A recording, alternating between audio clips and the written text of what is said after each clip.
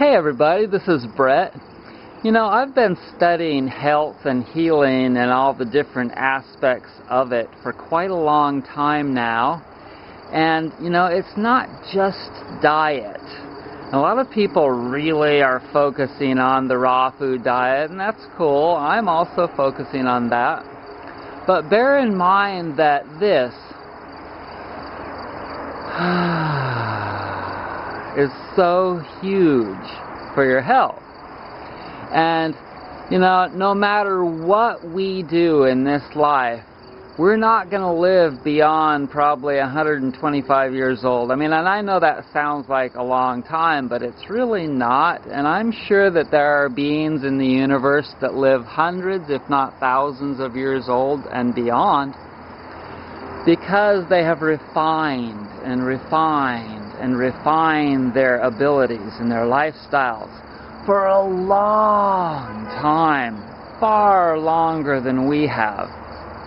And their spirits are so progressed that that's how long they can live. And so for us to think, well, we live 80 years old, and then people in some African countries only live to be 40 years old. It's really not, comparatively speaking, that much more. And you know, Japan, they live longer than anybody else, more than 80. The women live to be 86 and men 80, which is the highest in the world. But it's really, like I said, not that much higher. And there are things that we can tweak to radically increase our lifespans. But fortunately and or unfortunately, we have to live with everybody else on the same planet. But the thing is that I believe when you get to a certain point, then you graduate. And a lot of people think, well, what does that mean?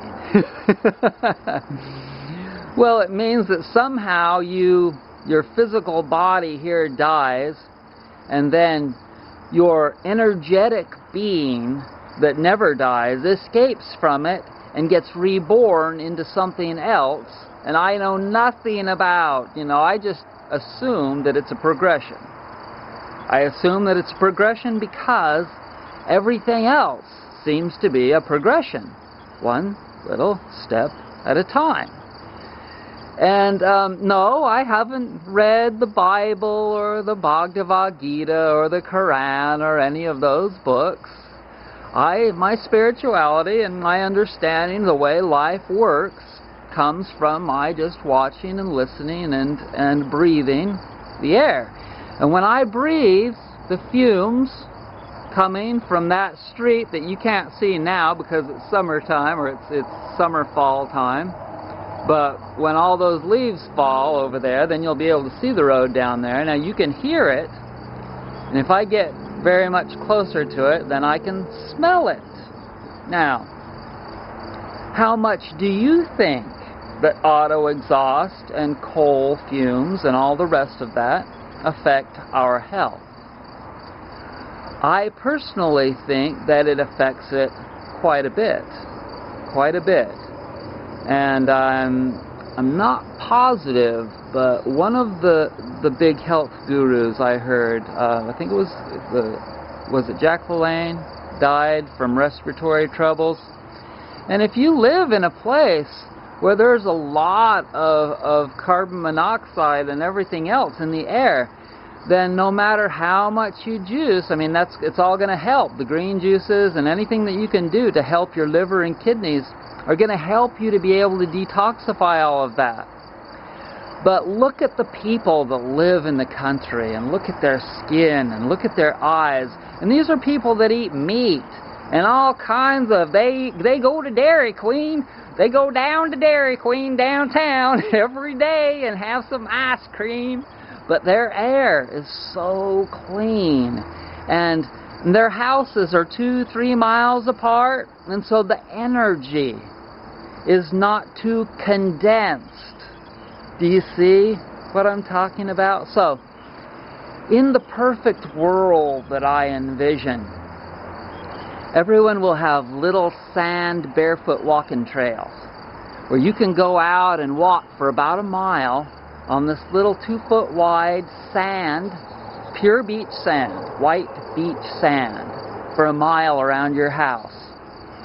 And you've got greenhouses, and you've got I'll get a little bit choked up thinking about it, because this is the world that I'm creating in my mind, and then that transfers to my spirit, and then that transfers to the heavens, and then somebody's head up there is turning and saying, wow, I think that if this person really does well in this world that he's living in now, that we should graduate him to this perfect utopia.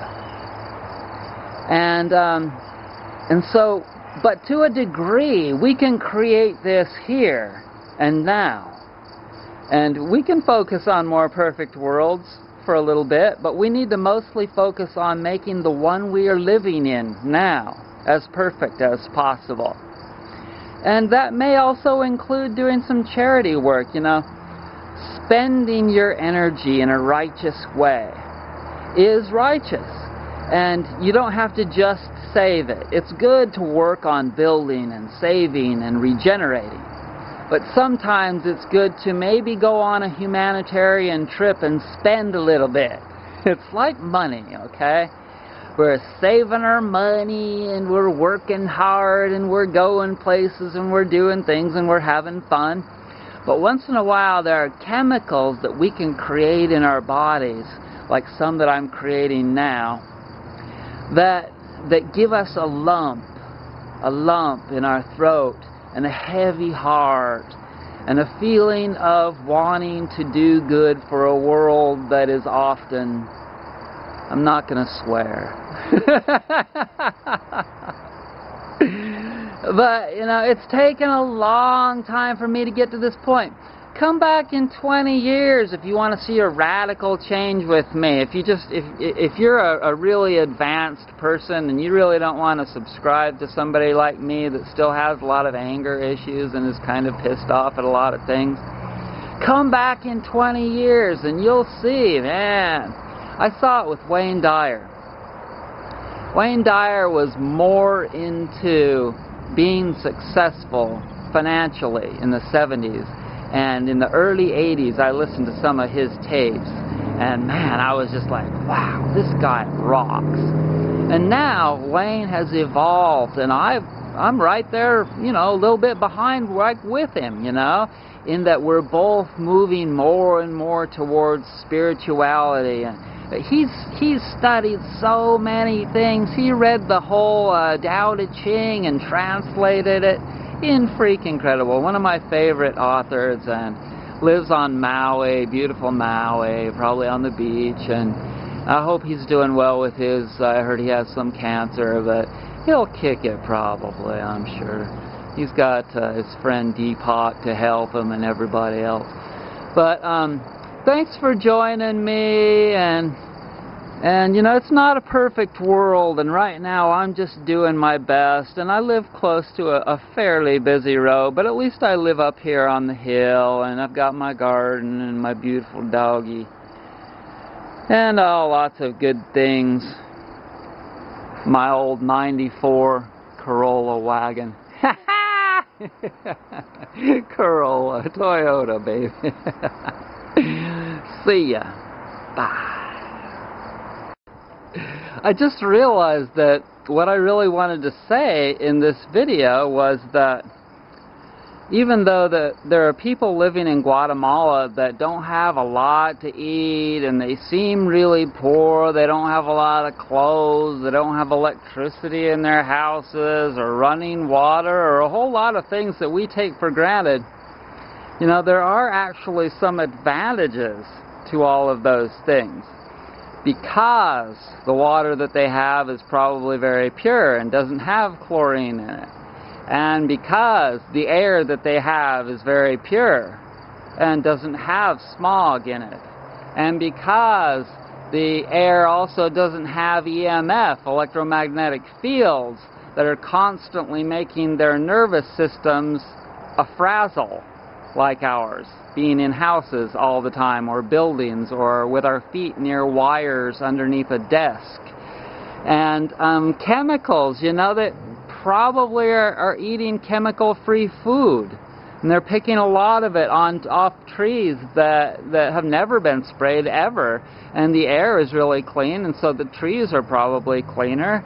And there's probably no carpet in their little shacks. And so the air in their shacks is really clean, and it's really warm down there, so there's not a lot, not near as much anyway, of a need to heat their houses. And so even though they're not really educated and they don't hardly have computers and they've only got a few books or two to read, etc., etc., they're not overall, if you count the pros and the cons, overall they're not in that much worse shape than us. Especially when you consider that when we get sick, what do? Not me, but what do a lot of people in this country do? Well, they go fill themselves full of drugs.